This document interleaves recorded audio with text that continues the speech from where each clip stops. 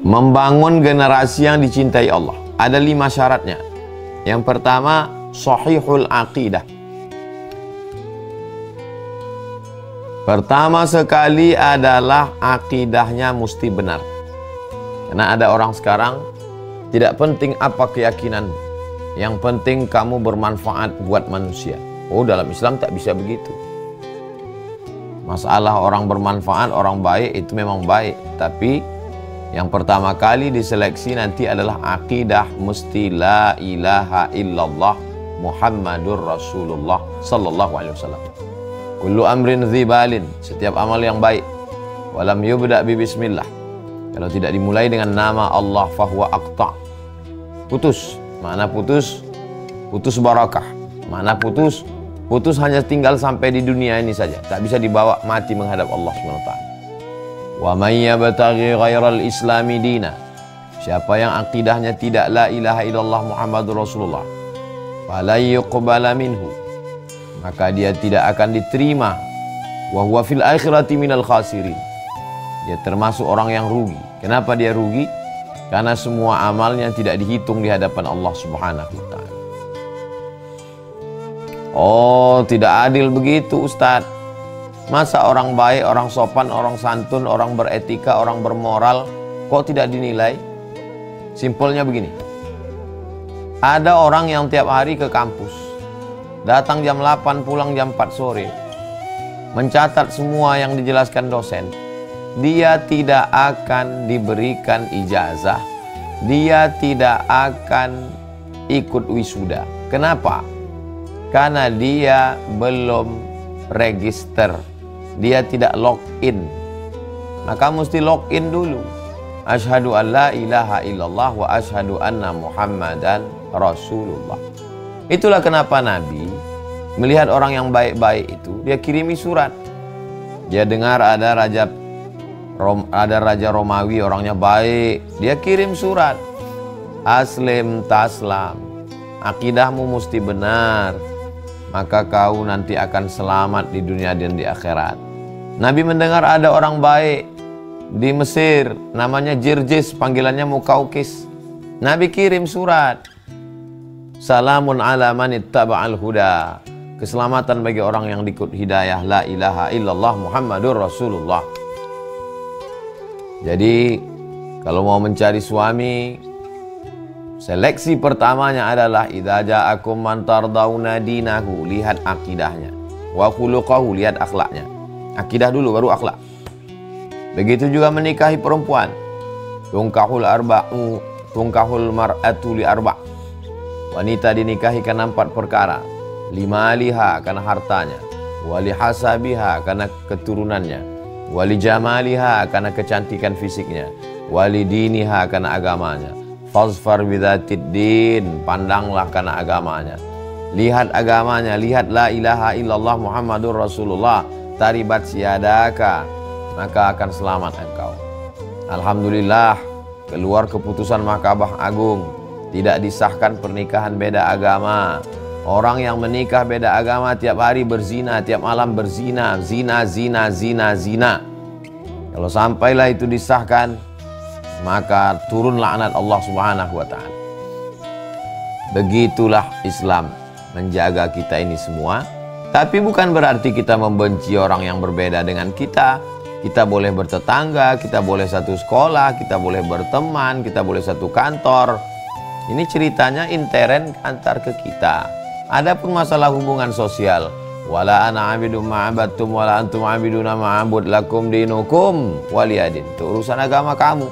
Tapi dalam masalah keselamatan nanti menghadap Allah, maka tidak ada jalan lain kecuali la ilaha illallah Muhammadur Rasulullah. Kalau akidahnya benar, dia tidak akan curang, dia tidak akan buat skripsi bodong, dia tidak akan upahkan makalahnya, dia tidak akan membohong ijazahnya. Kalau akidahnya benar, dia tidak akan nyogok masuk kerja. Kalau akidahnya benar, dia tidak akan memelet-pelet calon istrinya. Kalau akidahnya benar, dia tidak akan curang di tempat kerja. Kalau akidahnya benar, dia tidak akan makan haram dengan mengambil riswah sogok. Kalau akidahnya benar, dia tidak akan curang, menipu, membohong. Jadi bukan sekedar la ilaha illallah Muhammadur Rasulullah, lalu efeknya terhadap kepribadian itu apa? Kalau ibadahnya benar, dia tidak akan sombong kalau berhasil, tidak akan stres kalau gagal. Kalau akidahnya benar, kalau sukses dia bersyukur, kalau gagal dia bersabar. Kalau akidahnya benar, sesuai keinginannya dengan yang terwujud, dia katakan alhamdulillah. Setelah dia berusaha all out, ternyata tidak terwujud yang dia inginkan, dia katakan rencana Allah jauh lebih indah. Itulah efek dari akidah yang benar. Orang kalau akidahnya benar, dia tidak stres, dia tidak depresi, dia tidak kedukun. Dia tidak akan ambil tali jemuran untuk gantung diri. Dia tidak akan nyebur ke kolam. Karena bagi dia, setelah hidup ini nanti akan hidup sekali lagi. Kalau orang akidahnya benar, dia tidak akan ambil itu samurai harakiri. Karena dia tahu orang yang bunuh diri, nanti dia akan masuk neraka. Dia akan menghunjamkan api neraka ke jantungnya, khalidan mukhallada fiha abada, kekal selamanya. Jadi kalau kita melihat ada anak muda, cerdas, S2, S3, bunuh diri, berarti cerdas tapi akidahnya tidak benar.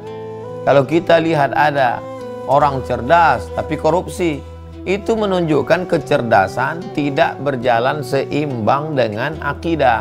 Sebab kalau akidahnya benar, dia tidak akan curang. Karena dia tahu dia diawasi Allah. Yang mengawasi dia bukan KPK, yang mengawasi dia bukan Inspektorat Jenderal, yang mengawasi bukan polisi, yang mengawasi bukan Intel. Yang mengawasi dia adalah la ta'khudhuhu sinatun wala naum. Dialah Allah yang tidak mengantuk, tidak tidur. Jadi yang pertama adalah sahihul aqidah. Akidahnya mesti benar. Yang kedua adalah sahihul ibadah. Apa bukti akidahnya benar? Ibadahnya benar. Kamu muslim, asyhadu an la ilaha illallah sallallahu alaihi wasallam. Saya lihat kamu nggak pernah sholat. Yang penting la ilaha illallah Muhammadur Rasulullah dakhalal jannah. Ini tidak benar. Ini munafik. Lain di bibir, lain di hati. Lain ucapan, lain perbuatan. Kalau orang akidahnya benar, pasti dia sholat. Karena dia tahu ada Allah yang menghidupkan dia, yang mematikan dia, yang akan menghisap segala amalnya, yang akan menuntut dia di hadapan Allah. Nah, jadi ibadahnya mesti benar. Bulan puasa, puasanya full. Menyantuni anak yatim kalau dia ada duit. Kalau dia tidak ada duit, dia tidak akan merampok. Kalau dia ada duit, dia berbagi. Kalau dia lagi susah, dia tidak akan mencuri. Itu tanda ibadahnya benar. Sholat, zakat, puasa, haji, bagi yang mampu. Berjihad, berdarah-darah membela negara. Ini semua adalah ibadah. Hubbul watan minal iman. Bukan hadis Nabi, kata-kata ulama, kata-kata hikmah. Cinta tanah air bagian dari keimanan. Makanya yang berjuang memerdekakan NKRI ini, yang tak lama lagi akan hari ulang tahun kemerdekaan Republik Indonesia, itu orang-orang yang sahihul akidah, sahihul ibadah. Ada orang mengaku sahih akidah tapi ibadahnya nggak benar. Masih nyembah hantu, masih minta sama tuyul, masih piara babi ngepet, masih percaya kepada jin penolong. Ini rusak akidahnya. Jadi kalau benar akidah, insya Allah ibadah juga benar. Ibadah yang benar berasal dari akidah yang benar. Alladzina yu'minuna bil ghaib wa yuqimuna shalah wa mimma razaqnahum yunfiqun. Wa mimma razaqnahum yunfiqun, sedekah, zakat, wakaf, infak. Wa yuqimuna shalah, salat. Salat mewakili ibadah badan. Sedekah mewakili ibadah harta. Ibadah badan, ibadah harta. Tapi puncak dari semuanya adalah yu'minuna bil ghaib, percaya kepada yang ghaib. Allah ghaib, malaikat ghaib, surga ghaib, neraka ghaib, ruh ghaib, alam kubur ghaib, alam barzah ghaib. Jadi ibadahnya benar. Makanya anak-anak kita ini kita biasakan dari beribadah. Muru auladakum bis shalah, suruh anak kamu salat. Abna'u sab'an sinin, ketika berumur 7 tahun. Wadribuhum fil ashrah, pukul umur 10 tahun. Farriquhum fil madaji, pisah tempat tidur laki-laki dengan perempuan, pisahkan. Jangan terjadi pelecehan seksual antara ayah dengan anak gadis, pisahkan. Walaupun ayah kandung, anak kandung, banyak sekali cerita-cerita yang malu untuk kita bahaskan. Kenapa? Karena orang merasa lebih pintar daripada Allah. Sholat, puasa, tapi masalah hubungan aurat, dia merasa lebih pintar daripada Allah. Jadi mesti benar ibadahnya. Kalau membuat-buat ibadah, man ahdatsa fi amrina hadza, siapa yang membuat-buat ibadah, ma laisa minhu, padahal tidak diberikan aturannya, anjurannya dari Allah, dari Rasulullah SAW, dari para ulama, bahwa raddun, maka amal itu mardud, tidak diterima Allah Subhanahu wa taala. Akidah, ibadah, akidah amalan hati. Iman, yakin, tawakal, ridha, hati. Akidah itu nggak kelihatan. Ibadah kelihatan, zahirnya. Sholat, zakat, puasa, haji, jihad, baca Quran, zikir, kelihatan. Yang kelihatan itu ibadah, yang kelihatan itu Islam, yang tidak kelihatan itu batin di dalam, iman. Jumpa kita sama-sama orang Indonesia, sama bentuk rupanya, sama wajahnya. Tak tahu kita mana yang percaya sama Allah, mana yang tak percaya sama Allah. Dari mana kita tahu? Ketika azan berkumandang, Allahu Akbar, Allahu Akbar, yang satu langsung pergi uduk ke masjid. Oh, inilah dia seimbang antara sahihul aqidah dengan sahihul ibadah. Yang ketiga, mujahadah. Mujahadah orangnya bersungguh-sungguh. Bersungguh-sungguh dalam segala hal. Allah suka kepada orang yang bersungguh-sungguh. Innallaha yuhibbu 'abdan idza 'amila 'amalan ayyutqinahu. Allah suka melihat seorang hamba kalau dia melakukan sesuatu dia bersungguh-sungguh. Mujahadah. Wajahidu fi sabilillahi haqqa jihadih, bersungguh-sungguhlah. Hal adullukum ala tijaratin tunjikum min azabin alim. Maukah kamu aku tunjukkan suatu ibadah yang dapat menyelamatkan kamu dari azab Allah?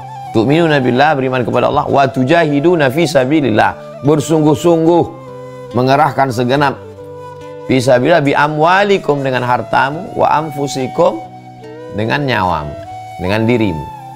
Jadi ini sekarang generasi ini kurang bersungguh-sungguh. Leha-leha, kongko-kongko, nongkrong-nongkrong, nyantai-nyantai, dari pagi sampai petang sampai malam nonton, ketemu sana. Hari Sabtu, hari Ahad minta duit sama mak sama ayah, mau apa? Healing. Sikit-sikit healing, sikit-sikit healing. Healing itu penyembuhan untuk orang sakit jiwa. Cobalah tulis di Google tuh. Apa arti healing? Cobalah tulis. Healing itu penyembuhan untuk orang yang stres. Orang kita ini suka kali membuat suatu istilah yang dia pun tak paham. Lagi kemana? Lagi healing. Berarti kau sakit jiwa. Healing, penyembuhan. Healing itu penyembuhan orang sakit. Mana ada istilah kita sakit? Kita sholat, kita puasa, kita zikir, kita baca Quran. Mana ada? Kami dulu belajar di pondok, tak ada healing-healing. Saya belajar di Deli Serdang, Sumatera Utara. Emak ayah saya di Riau. Setahun sekali dia datang menjenguk. Tak ada healing-healing. Sehat saya sampai sekarang, hidup saya sampai sekarang. Habis itu ke Mesir, 4 tahun saya baru pulang. 4 tahun tak balik kampung. Sehat, tak ada healing-healing. Ini baru berangkat 6 bulan balik. Ustaz Somad, tolong nasihati anak saya ini. Saya pun kasihlah nasihat.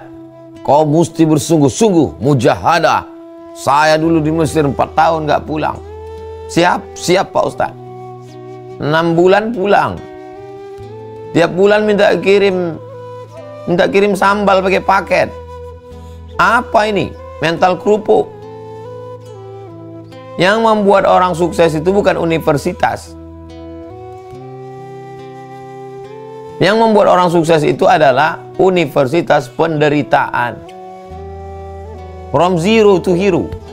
Orang-orang hebat itu kalau kita baca sejarah hidupnya, itu semua adalah mujahadah, kerja keras. Dari pagi sampai petang sampai malam megang handphone, nonton, habis film satu, film berikutnya, habis itu nyantai, perut mau kenyang, duit mau banyak, hidup mau tenang, adem ayam tentram, tak bisa ada pukulan hidup sedikit, stres, eling. Apa ini generasi sakit?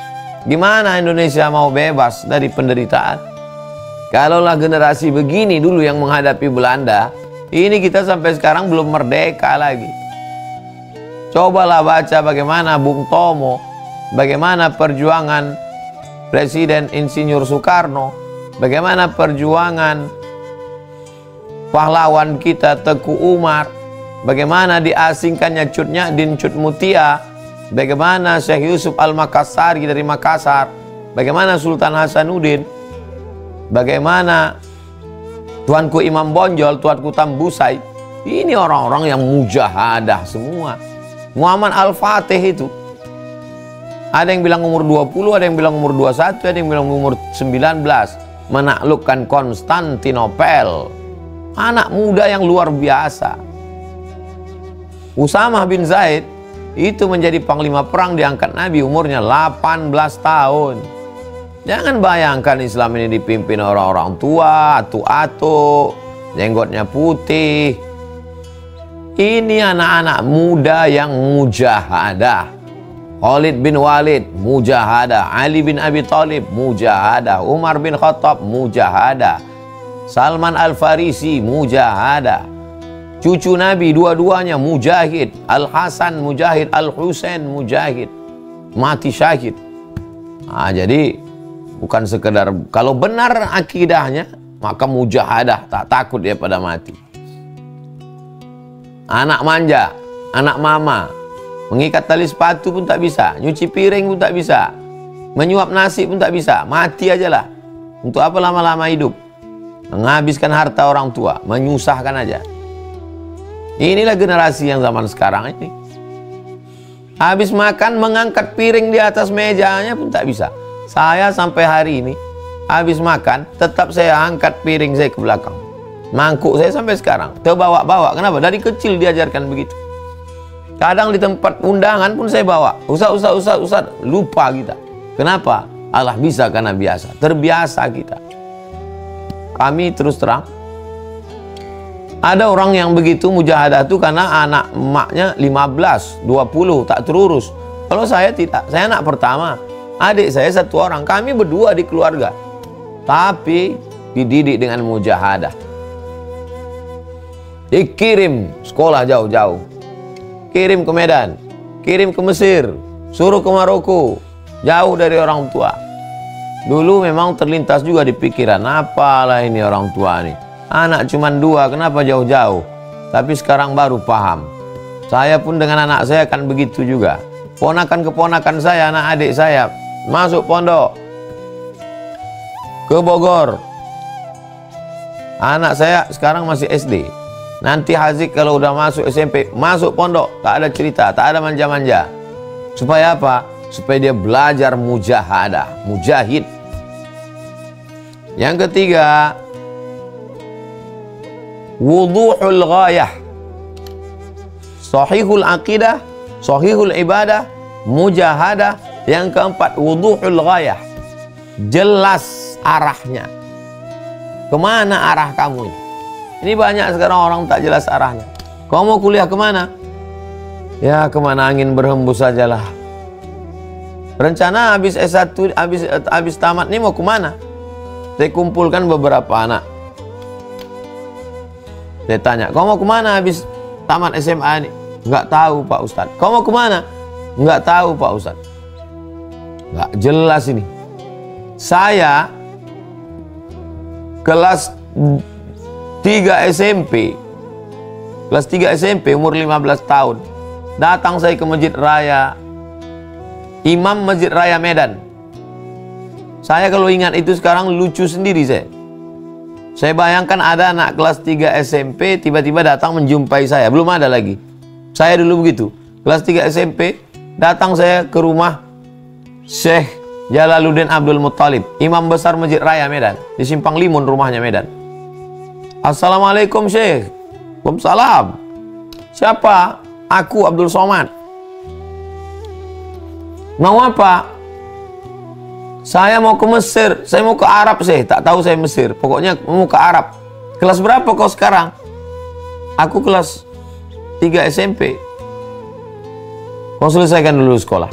Selesaikan dulu, nanti baru datang kemari ya. Jadi saya dulu rupanya kelas 3 SMP udah ada keinginan saya harus sekolah ke Arab. Tak tahu Arab mana, pokoknya ke Makkah, ke Madinah, ke Yaman, ke Mesir, ke Sudan, ke Maghribi, yang penting Arab. Jadi dalam pikiran saya sudah terbentuk, saya mau kuliah. Saya mau S1, saya mau S2, saya mau S3. Kalau saya sudah punya ijazah S3, saya mau melamar jadi dosen di Brunei, di Malaysia.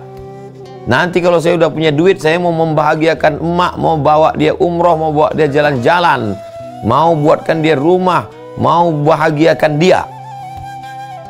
Jadi yang saya lakukan sekarang ini, itu semua adalah tujuan hidup saya. Jadi jamaah kalau datang dia ke Pekanbaru, ke kampung, ke Ma'had Az-Zahra, dia tengok ada rumah Oma. Apa ini Ustadz? Itu cita-citaku dulu. Aku mau membahagiakan orang tua. Walaupun dia udah tak ada lagi, udah meninggal. Tapi insya Allah setiap tamu yang datang, kasih minum teh, jam makan kasih makan, mengalir pahalanya insya Allah. Karena itu cita-cita dulu. Semua yang saya cita-citakan dulu dapat. Cita-cita ingin jadi dosen di Malaysia. 1 tahun 2 kali saya Malaysia. Kampus-kampus, masjid-masjid, kantor-kantor semua. Saya ingin dosen di Brunei. 1 tahun 2 kali saya ke Brunei. Singgah-singgah kemana-mana. Kalau saya mengajar di Brunei, di Malaysia, rumah kampus, rumah kampus, rumah kampus, rumah kampus. Tak bisa saya masuk ke pedalaman. Sekarang saya bisa ke Malaysia terbang, saya bisa ke Brunei, saya bisa ke Sabah, saya bisa ke Sarawak. Tapi saya juga bisa ke suku pedalaman, suku Akit, suku Laut, Talang Mama. Saya bisa ke Durian Cacar. Saya bisa penggalangan dana untuk support pesantren-pesantren keliling Indonesia. Saya bagi jatah. Kalimantan Selatan setahun sekali, Kalimantan Barat setahun sekali, Kalimantan Utara setahun sekali, Sulawesi Utara setahun sekali, Sulawesi Selatan setahun sekali. Keliling. Lebih daripada yang saya inginkan dulu. Wuduhul ghayah, jelas arah ini mau kemana. Jadi saya ketemu dengan Kiai Haji Hasan Abdullah Sahal. Kata beliau, buatlah kalender 20 tahun ke depan. Santri-santri buat kalender 20 tahun ke depan. 2023, 2024, 2025, 2026, kau mau jadi apa? Jadi ketika Kiai menyampaikan itu, Alhamdulillah, Alhamdulillah. Yang Kiai sampaikan semakin menguatkan diri saya. Dulu saya menyangka itu sesuatu yang salah. Karena saya tulis itu di laptop saya. Di laptop catatan saya buat sampai 2040. 2000 ini saya mau buat ini, saya mau buat ini. Catatan harian Abdul Somad 2040. Titik habis. Nggak ada 2041. Kenapa? Karena kalau hitung-hitung saya lahir 77. 2040 berarti umur saya 63 tahun. Malah menurut Masehi, kalau Hijriah sebelum itu udah mati. Bahwa umur saya nanti lebih 70-80 bonus dari Allah. Bahwa kurang daripada itu pahalanya udah dapat. Innamal a'malu binniyat. Jadi heran sekali saya kalau ada orang, apa yang mau kau lakukan besok? Ya terserah, tengok nanti ajalah. Kita nikmati hari ini.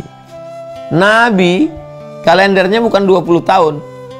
La tuftahannal Konstantinia. Kamu akan merebut Konstantinopel. Kapan baru terwujud? 700 tahun. Tahun 1500 baru direbut oleh Muhammad Al-Fatih. Nabi 571. 600-an, 800 tahun setelah itu baru terwujud. Futuristik. Masa depan. Wuduhul ghayah. Jelas apa target ke depan. Target mau ke depan ini mau jadi apa? Sahihul aqidah, benar akidahnya. Sahihul ibadah, benar ibadahnya. Mujahadah, orangnya serius bersungguh-sungguh. Wuduhul ghayah, jelas arahnya, tujuannya. Yang terakhir, nafi'un lil ummah, bermanfaat buat umat. Kuliah, sarjana, kerja, nikah, punya anak, punya mobil, liburan, jalan-jalan. Apa manfaatmu untuk umat? punya uang, nikah, punya mobil, punya motor, liburan, liburan, liburan. Apa gunamu untuk lingkungan? Tak bermanfaat buat umat. Bagus kau jadi kucing Anggora. Bagus jadi ikan lele. Bermanfaat untuk orang. Apa manfaat kita untuk orang? Apa manfaat kita untuk orang? Saya banyak ketemu dokter-dokter yang luar biasa. Saya operasi kalau satu hari 3 kali Pak Ustadz. Yang satu itu untuk umat. Ada spesialis tulang, jumpa saya. Saya bisnisnya Pak Ustadz. Saya mau mati setelah bangun 99 masjid. Ada, jumpa saya. Saya Pak Ustadz zakat saya 1 bulan 5 miliar Pak Ustadz. Ada, jumpa saya orangnya. Lama hidup banyak dirasa, jauh berjalan banyak ditengok. Setiap pulau itu saya ketemu manusia-manusia yang unik-unik itu ada. Pergi saya ke Aceh, ada manusia unik di Aceh itu. Pergi saya ke Medan Sumatera Utara, ada manusia unik di Medan itu. Pergi saya ke Batam, ada orang unik di Batam itu. Pergi saya ke Makassar, ada manusia unik di Makassar itu. Pergi saya ke Palembang, ada orang unik di Palembang. Manusia-manusia limited ini ada, yang hidupnya itu bermanfaat buat orang banyak, luar biasa. Saya tak kaya, tak ada yang bisa saya kasih manfaat dengan harta saya. Saya juga bukan penguasa, tak ada yang bisa saya kasih manfaat dengan tanda tangan saya. Jadi kalau saya tausiah ke sana kemari, izinkanlah saya bisa memberikan manfaat dengan suara saya, dengan ayat-ayat yang saya bacakan. Selagi suara ini masih keluar, selagi orang masih ada berkumpul, pokoknya selada orang kumpul, kasih mukaddimah, mainkan. Ustadz kasih kultum sebentar, jangankan kultum, setengah jam kita kasih. Kenapa? Karena aku tak bisa ngasih manfaat dengan harta, aku tak kaya. Aku tak bisa ngasih manfaat dengan kuasa, karena aku bukan penguasa. Tapi apa yang bisa ini kasih manfaat? Catatan 2024, 6 bulan tetap ada masuk ke pedalaman. Supaya apa? Bermanfaat dakwah ini. Sama dengan Habib Muhammad bin Anis di Kalimantan, bersama dengan Ustadz Luqmanul Hakim. Pergi ke Yogyakarta bersama dengan Ustadz Salim Afillah. Pergi ke Palembang bersama dengan Habib Mahdi bin Syihab. Pergi ke Aceh bersama dengan Ustadz Nazar. Pergi ke Medan bersama dengan Ustadz Iqbal Sauki Pulungan. Pergi ke Madura bersama dengan Kiai Haji Dr. Ahmad Fauzi Tijani. Saya menumpang dengan kawan-kawan saya ini yang mengarahkan saya. Ku kasih kalian 4 hari kawanku, saudaraku, abangku. Hari Jumat, hari Sabtu, hari Ahad, hari Senin. Kalian olahlah, arahkan aku kemana suka hati kalian. Tak tahu saya yang ngundang siapa, entah bupati, entah gubernur, entah camat, entah lurah, entah kapolsek, entah masjid, entah surau, entah musola. Tak pernah saya tanya. Nanti kalau aku ke Pulau Madura, aku ke tempat siapa aja, orang kaya apa orang miskin, pejabat apa rakyat jelata, nggak tahu. Kuserahkan semuanya kepada engkau wahai kiai, bawalah aku kemana suka hatimu. Begitu saya nyusun jadwal. Mudah-mudahan bermanfaat buat umat dan bangsa.